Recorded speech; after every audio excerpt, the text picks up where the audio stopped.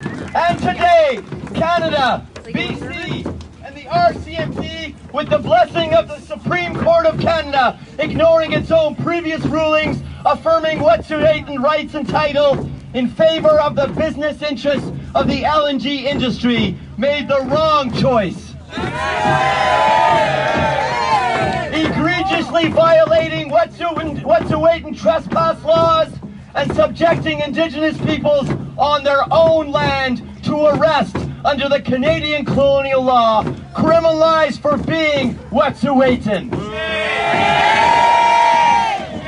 This is a clear continuation of a history of cultural genocide that Indigenous peoples have endured since first contact, and that we are being trained to think of as something that we have put behind us.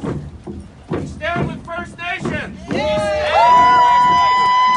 But that is just another piece of the colonial mythology that we need to break down. The reality, my friends, is this, laid out in lurid clarity for all to see. The Canadian settler state, its laws, its capital, its insistence on complete domination for the sake of unbridled resource extraction, and its ever-prevailing institutions of white, male-class privilege, power, and entitlement will typically stop at nothing, and would rather deploy its armed force and violent coercion against the first caretakers of the land and their legitimate assertion of unextinguished title. They would prefer this than actually make any sincere effort at reconciliation. Assholes. As outlined in the recommendations of the final report of the Truth and Reconciliation Commission of 2015, the very minimum of which guarantees the full implementation of UNDRIP. Hear, hear.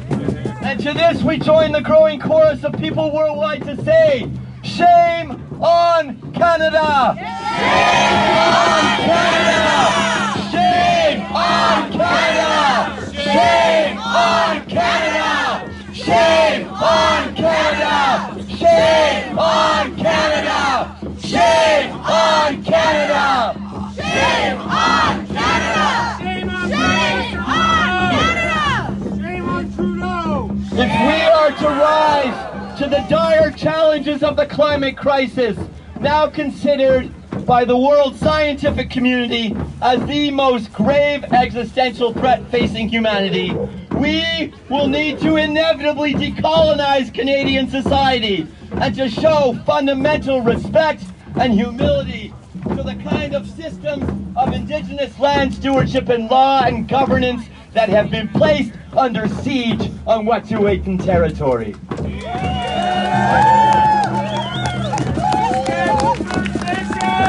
Waving millions of toxic petrodollars in the face of communities impoverished and forced into dependency by 150 years of colonization in the form of mutual benefit agreements that are no substitute for free, prior, and informed consent of Indigenous title holders is not an adequate or moral path forward to decolonize Canadian society. What is urgently needed and is sorely lacking in Canada today is not more dead-end fossil fuel expansion, but a bold transition to a just, equitable, and renewable energy future. With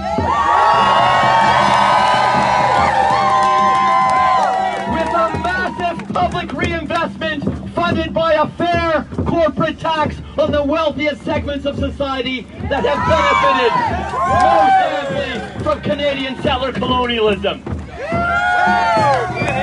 And with this massive reinvestment of public funds, we will see a 100% renewable resource and energy infrastructure, and fracking is not renewable. And that economy will provide real economic options for Indigenous and rural communities. That is the only livable path forward to a safe climate future with self-determination for Indigenous peoples in this country.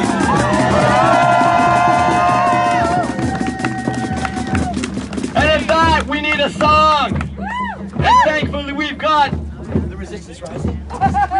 The resistance rising choir with us under the powerful voice and beat of Rama de la Rosa. Thank you. I am appalled. When I was a child, I learned some basics, like you don't take what's not yours.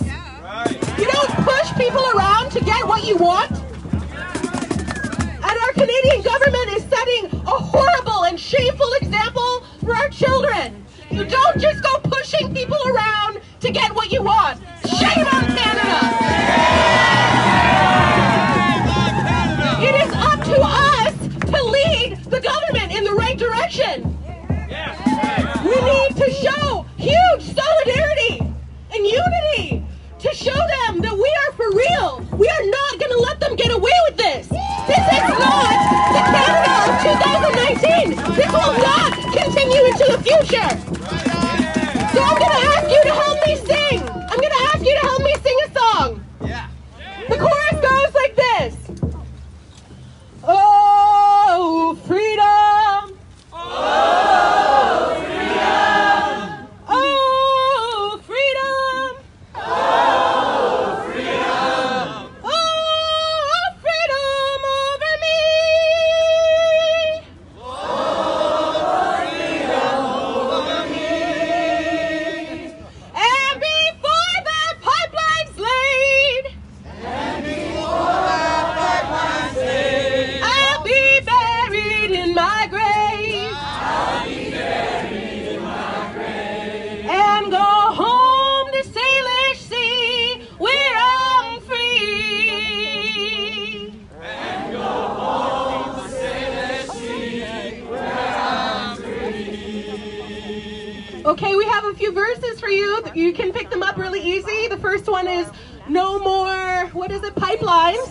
Then no more tar sands. Then no more fracking. You think you can help me with that? Yeah. All right.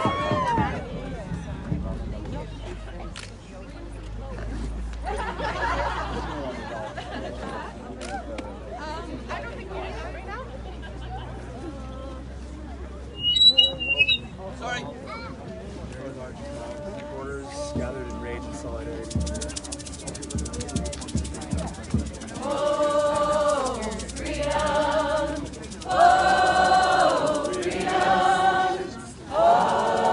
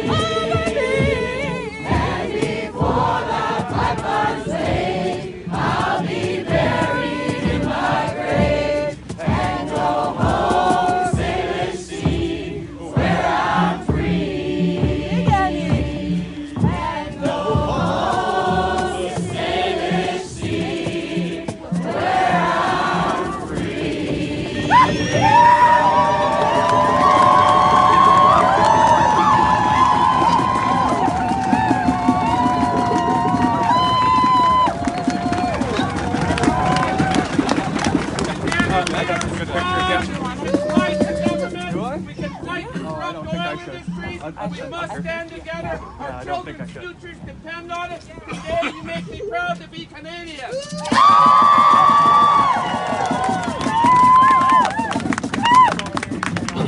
I want to give thanks to the hereditary leaders of the Unist'ot'en for taking a bold stand.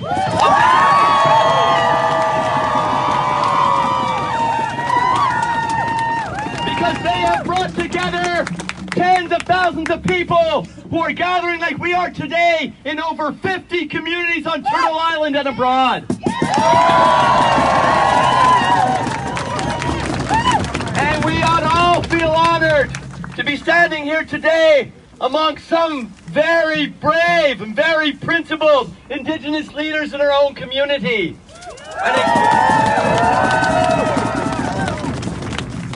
And it gives me a sense of honor to be able to introduce a strong Mamtagila matriarch and salmon warrior, Sas Tiqualis Ambis.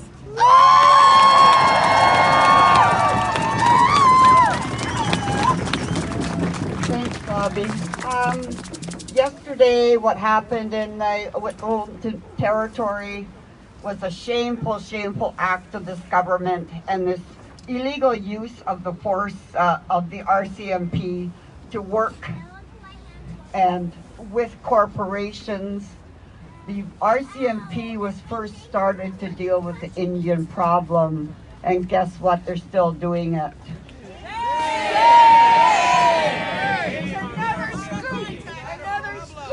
The dispossession of our territories has to cease.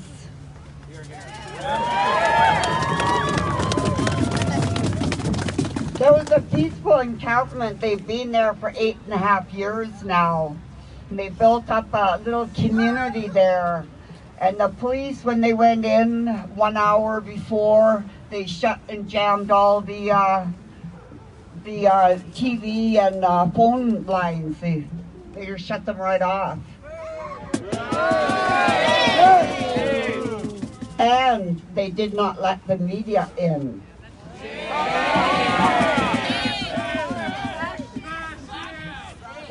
When the police started their raid, as they were approaching, the women started singing, and they sang the warrior song. They also sang the AIM song. Tears streamed down their faces as they sang, and those tears went into the ground and mingled with our ancestors' tears at the same time. There was a grandmother there, and she looked around to see what she could do, and she seen that there was a bus there that needed to be stopped. So she planted herself in front of that bus. And I was an elder. She was the only one released in Houston. The rest were taken to Prince George, and I'm not sure if anybody has an actual update on that, but today there's a worldwide action in support of Unist'ot'en, and I just wanted to say too, Guatemala sent their support as well.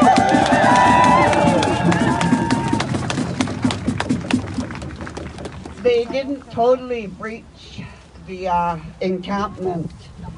There was a few warriors that fastened themselves further in, and so they stayed there overnight, and it was 20 below zero. We have our backs pushed right up against the wall. We have nothing left to do now except to firmly plant ourselves in front of these forces.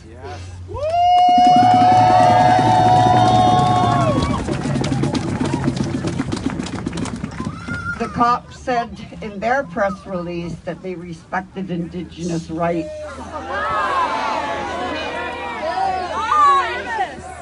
Meanwhile, they were there to make sure that the corporation was safe and their officers were safe.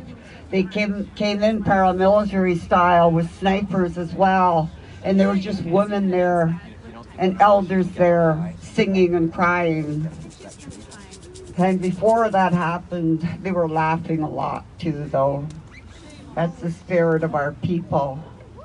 We get through a lot of trauma by using our humor.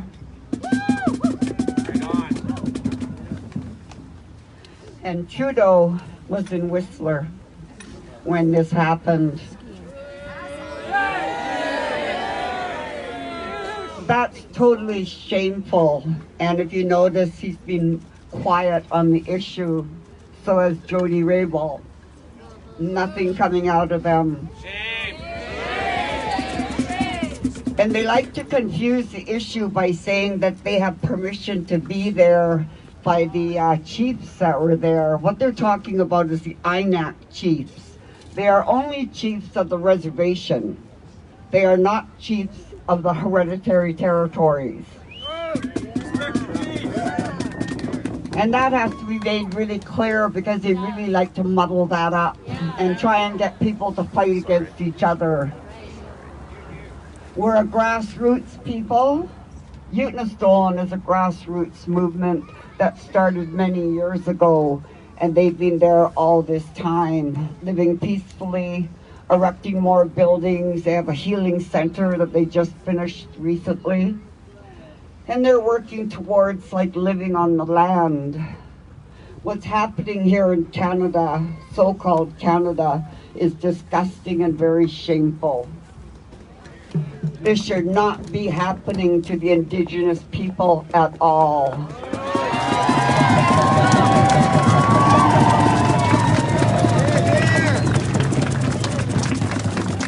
And if you're looking at Indigenous people, it's worldwide, it's global. Our people are being attacked for the resources that are in the earth that should stay in the earth.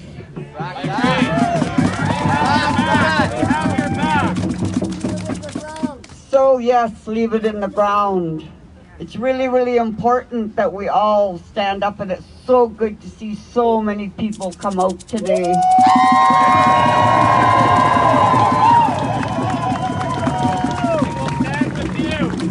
This is only one small part. We've got to keep this up and keep it going because this has to stop. Yes. The police have to start doing their job. Yes. Protecting the people, not the corporations.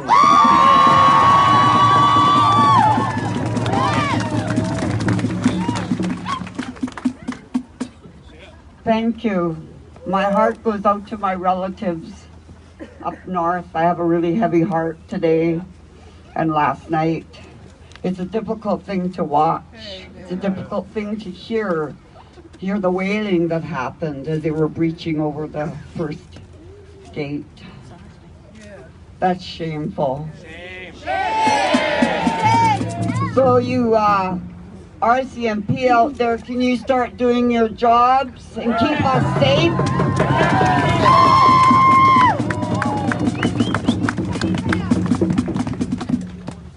You, Sastaqualis.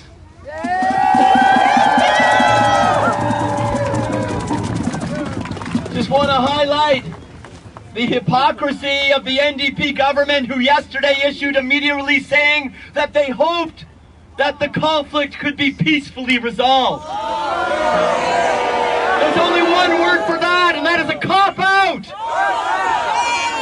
Because Mr. Horgan, Mr. Trudeau, you have ordered this raid by approving a $40 billion LNG expansion in the north of this province, which must be stopped.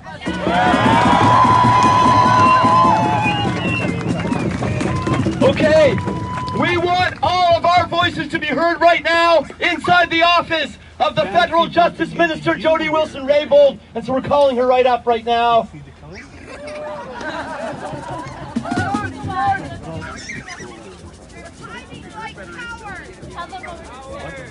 So we're gonna basically, our message is gonna be, we stand with Unist'ot'en. We stand with Unist'ot'en. We stand with Unist'ot'en. We stand with Unist'ot'en. We stand with Unist'ot'en. We stand with Unist'ot'en. We stand with Unist'ot'en. We stand with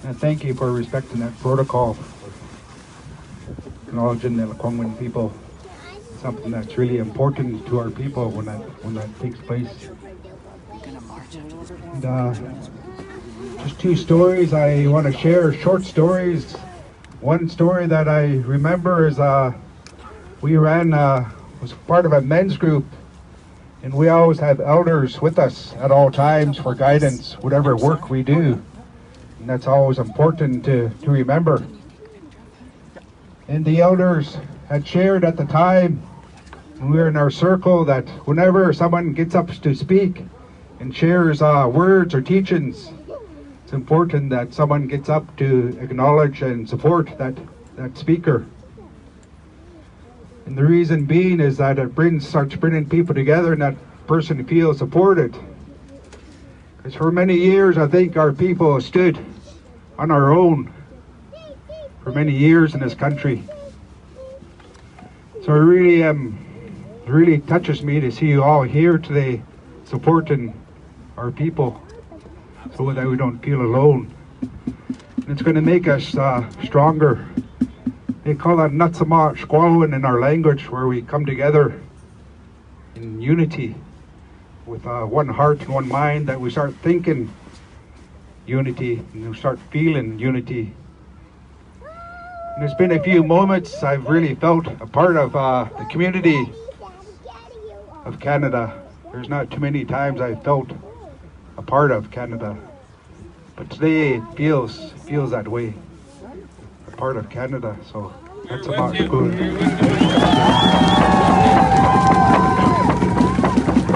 One more story is my Shopnikat, my uncle. He was fishing down the river and he found a knife. And of course, as fishermen, you always treasure knives for fishing. And he went home and he told his dad that he found this knife, and he showed his dad, and his dad told him, go bring it back where he found it. And where he was fishing was quite a walk from where he lived. And so he had to walk all the way back down to the river and place that knife where he found it, because it belonged to somebody. And that was a really wonderful teaching to hear that, to place that knife. And if that person might have forgot it, might have went back, and to be happy that it's still there yet. There's a lot of teaching in that story, if you really think about that. Well, thank you. Just want to share a friendship song and just welcome all the drummers to come up and circle, and we'll share a friendship song. And when we teach the song to the schools I go to, is we always ask people to partner up with somebody that they don't know. And that's a way of us beginning to start to know each other in our communities. So the friendship song. You go up there and jump. No. Oh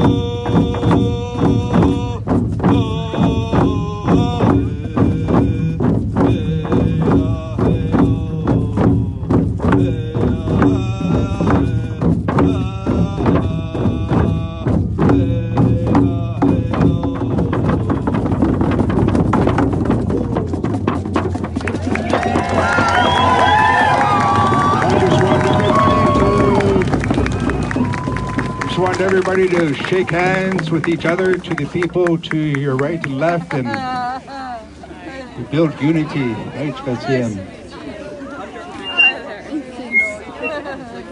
Okay, we're going to take this beautiful gathering. We're going to get up onto the stairs of that colonial seat of power over there. We're going to take a big family photo. We're going to also hear from two people in that government who are breaking silence about this government's complicity in what is happening right now in the Unist'ot'en and the Gitdumt'en territory.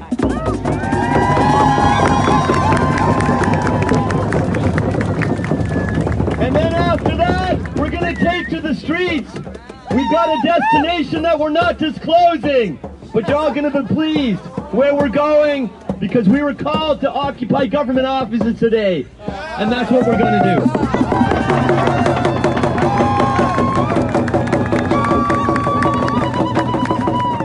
We stand with Unist'ot'en! We stand with Unist'ot'en! We stand with Unist'ot'en!